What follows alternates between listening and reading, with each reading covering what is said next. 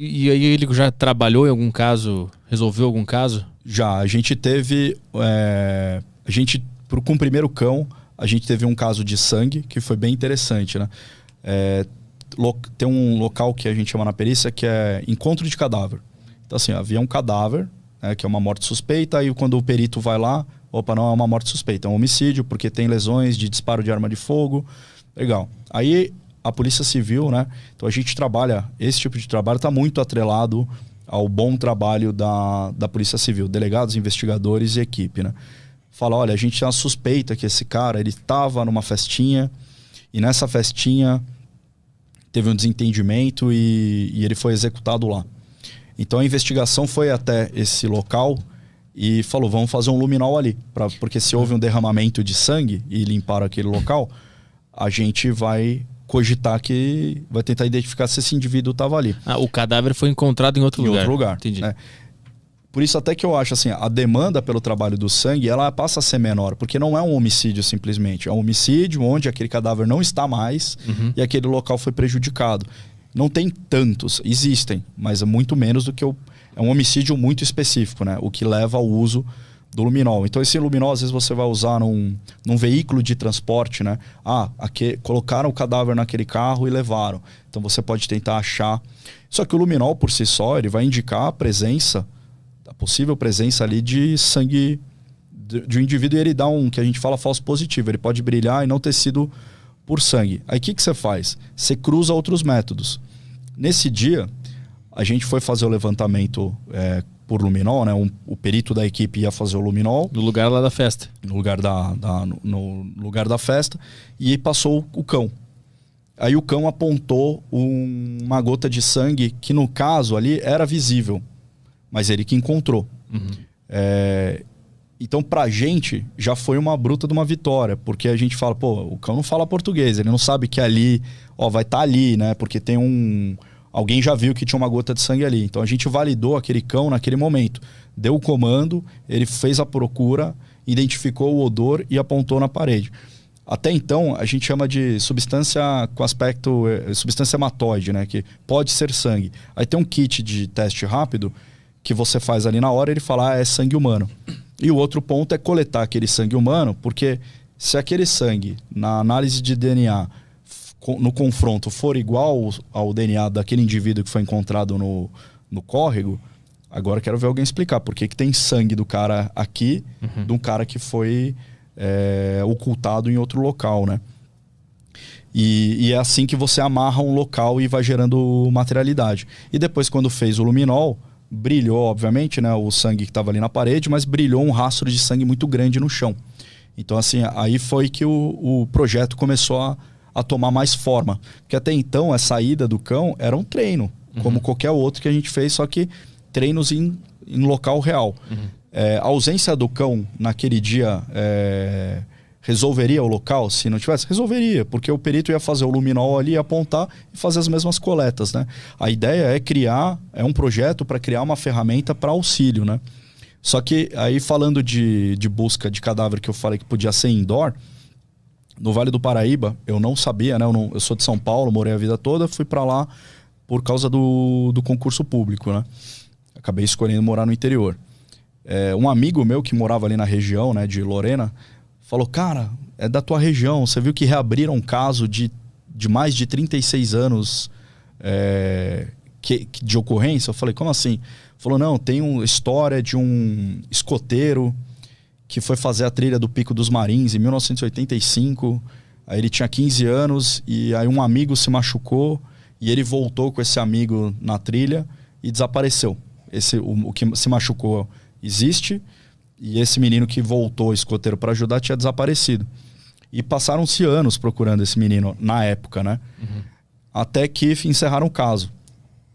Só que recentemente uma senhora é bem historinha de filme, né? No leito de morte, falou, olha, o que aconteceu foi o seguinte, o meu irmão tinha problema mental, e quando esse menino chegou, ele pegou a espingarda do meu pai e matou, e meu pai ocultou esse cadáver dentro da minha própria casa. Ele enterrou.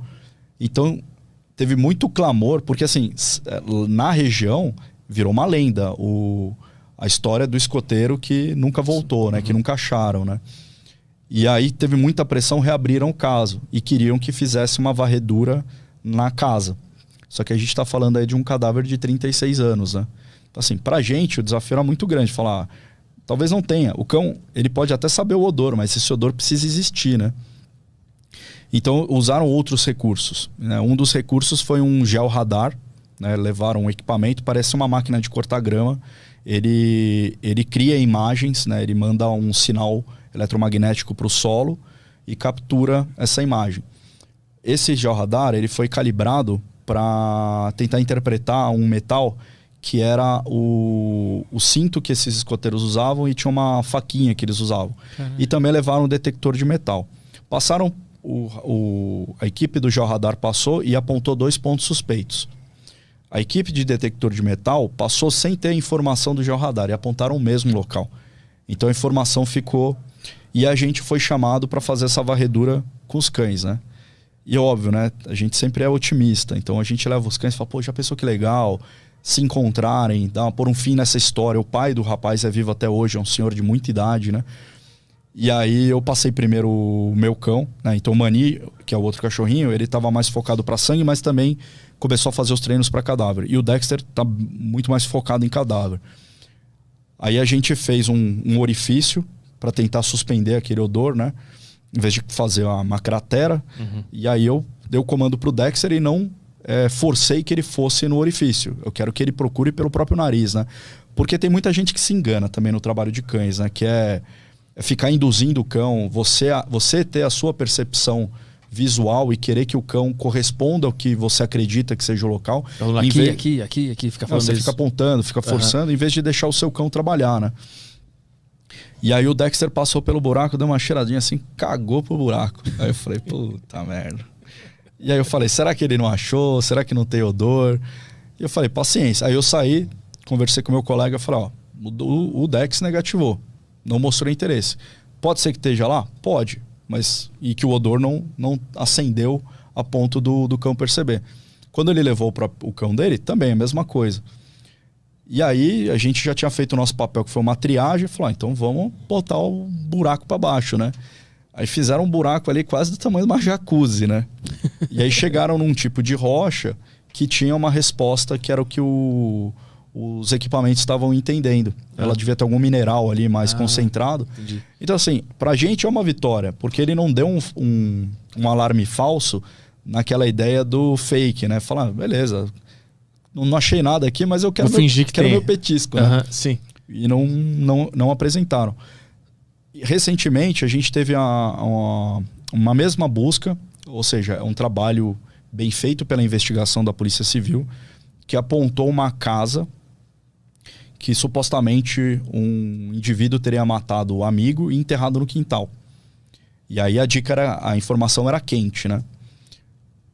Mas também já tinha um período de tempo relativamente grande, né? Não seria um cadáver fresco pelo tempo que a gente esperava. Então eu passei o meu cachorro, e aí ele teve um apontamento meio inusitado. Ele não apontava para o solo, ele estava apontando para o muro, que era um muro de bloco assim bem permeável, né? E eu falei, ó, ele está apontando aqui, vamos passar o segundo cão e vamos ver o que dá, né? E aí quando na passagem do segundo cão ele apontou no mesmo lugar. Então a gente já tinha uma ideia de que poderia estar ali pelo tipo de solo, pela marca que estava no solo, e pra gente que é um treino e caso real, era uma forma de validar os cães. Então os 2 cães apontaram, aí na hora que escavou, se chegou na ossada, né? Uma teoria que a gente tem pro local é que esse muro ele tava com muita borra de água, né?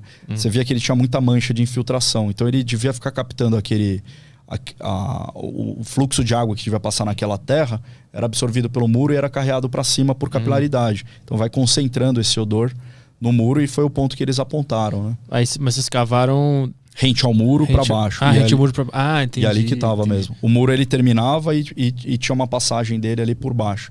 Então o indivíduo estava realmente enterrado ali.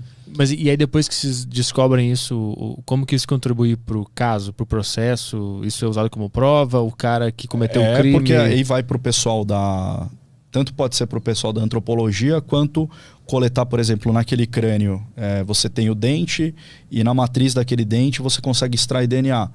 Aí você extraindo o DNA e confirmando que era aquele indivíduo que estava desaparecido e está no teu quintal, então você vai ter que me explicar por que tem um cadáver. No caso ali, o indivíduo já foi preso em flagrante porque houve... Os cães já ajudaram até de uma forma antecipada, né? A presença dos cães fala, mano, abre o bico, esses cães estão aqui e eles vão apontar onde está. Então já começou a se trabalhar ali a informação simplesmente com a presença dos cães, né? Tu tinha dito que ficou trabalhando na polícia sem o cachorro quase 10 anos, né? Deu 8 anos mais ou menos. Quer dizer, 8 anos agora, né? Uns 6 para 7 anos. Qual é a diferença que tu nota no dia a dia do trabalho? É muito melhor? Eles evoluem o trabalho com quantos %, por exemplo, para resolver um caso, para achar alguma coisa, em comparação antes que não tinha o cachorro? Antes, por exemplo, o meu trabalho antes como perito criminal numa equipe que a gente fala que é generalista, ela vai desde acidente de trânsito até homicídios, furtos. Então, assim, é engraçado quando vem alguém específico do homicídios, você vai pensar sempre no caso de relevância, de repercussão, né? A gente tem muito caso problemático e que às vezes a informação não chegou à grande mídia, né? Então, um dos casos que eu atendi era uma mãe que matou a paulada o filho e enterrou numa rodovia. Ali a gente só chegou na criança porque houve uma pressão forte de investigação e falaram, não, seu filho não pode ter sumido, né? E aí fizeram aquele jogo de buscar informação com o padrasto e com a mãe. E ó, ele tá falando, você tem que falar, ele vai falar antes. É melhor você falar que você vai ter algum privilégio, pelo menos por ter apontado. E aí a gente chegou.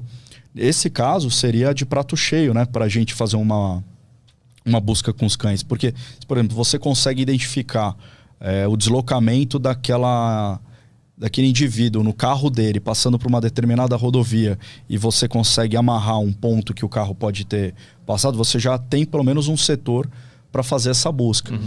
E o que eu falei, a busca por sangue, você tem outros recursos. A busca por cadáver é muito difícil. Você pode fazer na inspeção, mas qual o tamanho da área que você consegue cobrir, e você vai sair cavando todo o pedacinho que você acreditar que tem o cadáver, né? Então, vamos voltar para um outro tipo de busca, né? Uma estrutura colapsada que os bombeiros lá estão fazendo uma intervenção.